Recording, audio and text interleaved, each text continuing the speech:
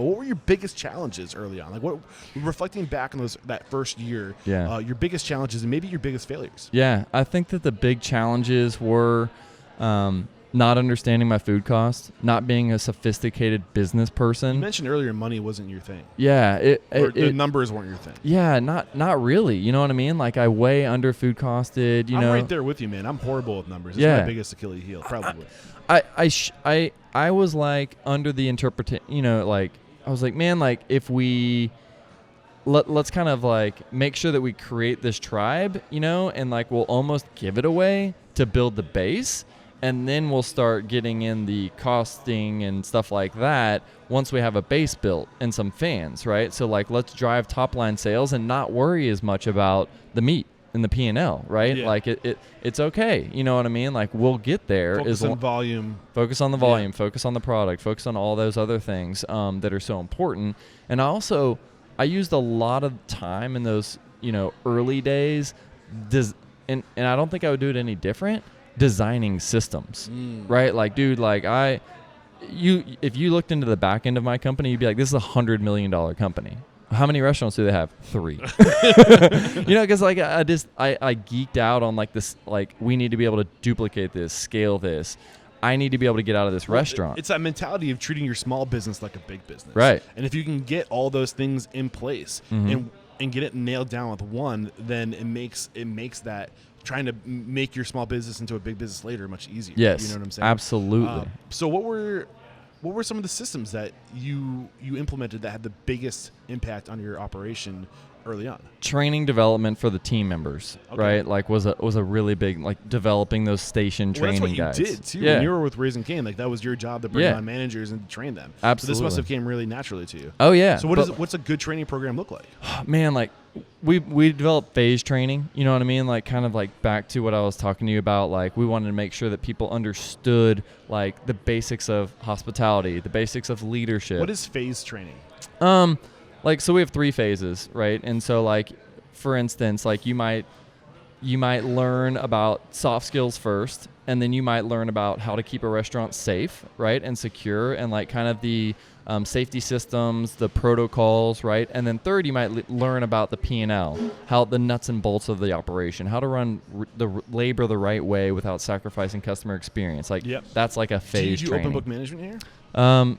In terms of like the financials, yeah, absolutely. Okay. So like we review the P&L every month. Like, dude, but like, man, like those first couple of years, like we might have a P&L come out 2 months afterwards. You know what I mean? Like, dude, like there's so many transactions in a restaurant, and like even now, like now we have mid-month P&Ls, which is freaking like driving the Starship Enterprise compared to like a Pinto, which is what we were driving year 1, year 2, year 3. You know what I mean? Because like there's so many things to focus on. Like there's so many industries and like departments that are required for a restaurant organization. Okay. You know, it's crazy. Anything else? I think the question I asked was like, what does that training look like? You said phase training, and I think that's where we kind of left off. So what are the different phases? Highlight those again for me that you would have. So like, again, like I'm kind of stumbling through this, but like in terms of management, onboarding them to learn the basics of the operations, the kind of operational things, operational checklists, stuff like that. Okay. Then it's like the safety and security of the customers and of the team. Okay. And then lastly, it's the more sophisticated stuff that's like labor modeling, how the reducing waste, how everything affects the P&L. So what's the time scale look like from phase 1 to phase 3? Like 8 weeks. 8 weeks? Okay. Yeah, so 8-week management training is what we do. That also includes 2 weeks of team training. And how are you tracking where each individual is at this phase, going through these different phases of training? Workbook. So like it's a workbook, like so you have a workbook just like if you took Spanish 101 in college, you know what I mean? Like you have a workbook that kind of takes you through learning the language, right? And so like you also have that and you have your textbook. So it's the same thing. We have a workbook that keeps you on track day to day to make sure that you're hitting the milestones in your textbook. That's basically how it works. Got you. But like, dude, like that stuff, like it drains the living crap out of me. Like, dude, sitting in front of a computer and grinding a training manual. Oh, you're talking to the guy that literally rather drive across the country to sit across from somebody and stare at the screen. So I totally understand where you're coming from there.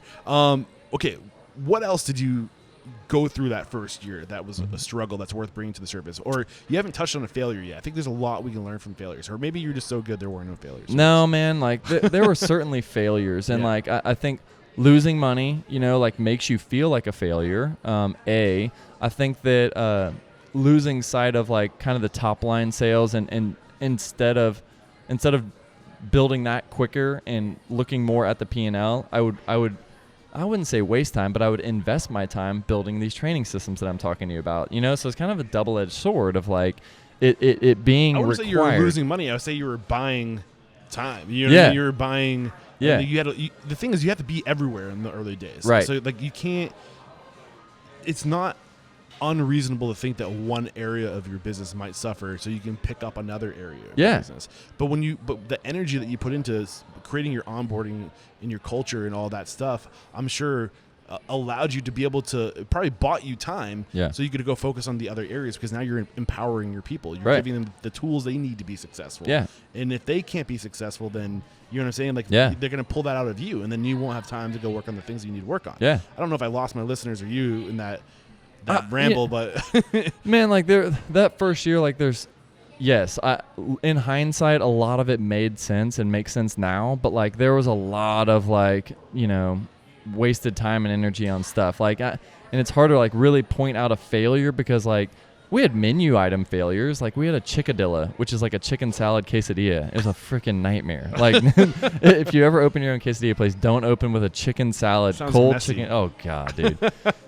So there was stuff like that were failures. People failures. I hired a bunch of I caught a guy smoking pot out back. You know what I mean? Like there's, and you're like, dude, like I thought, what are you doing? You know what I mean? Like there's those, and you just can't wait until you get home. Oh my God. And like you would like.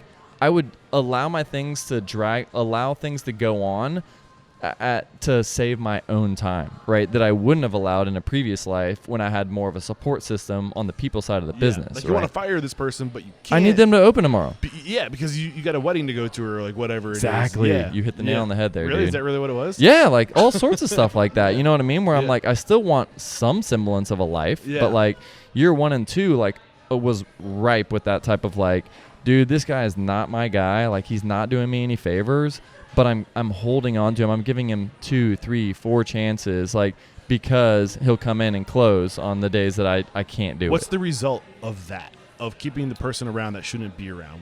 How does that hurt your business? It's like an infection. You know what I mean? Like they kind of reach their tentacles in, and like your standards start to slip a little bit. All of a sudden, like they didn't wipe out that third pan the way that they should have. Like they didn't organize the rack the way it should be. You know what I mean? And like all of a sudden, like those small details start to add up, and like it will erode the culture. Your culture isn't what you say it is. It is what you are. Right.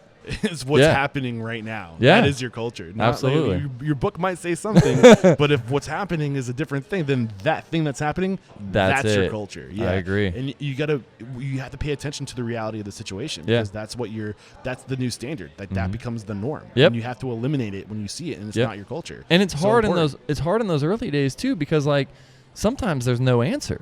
Right? Oh, dude, like, no, it's not 2 shakes, it's 3 shakes. Where does it say that? It doesn't say that anywhere. Now we have to put it in somewhere. Like, we got to, okay, like, I need to build that system. Point. Like, a lot of people, I think they get overwhelmed by, like, building their standards and all this stuff, but a lot of it is just documenting the issues as they come up. Yes. You don't have to have all the answers on day one, because it's going to be impossible to identify everything. Right. But when there is a debate, then you solve the debate, and then you document it, and that's the new standard operating procedure. Absolutely.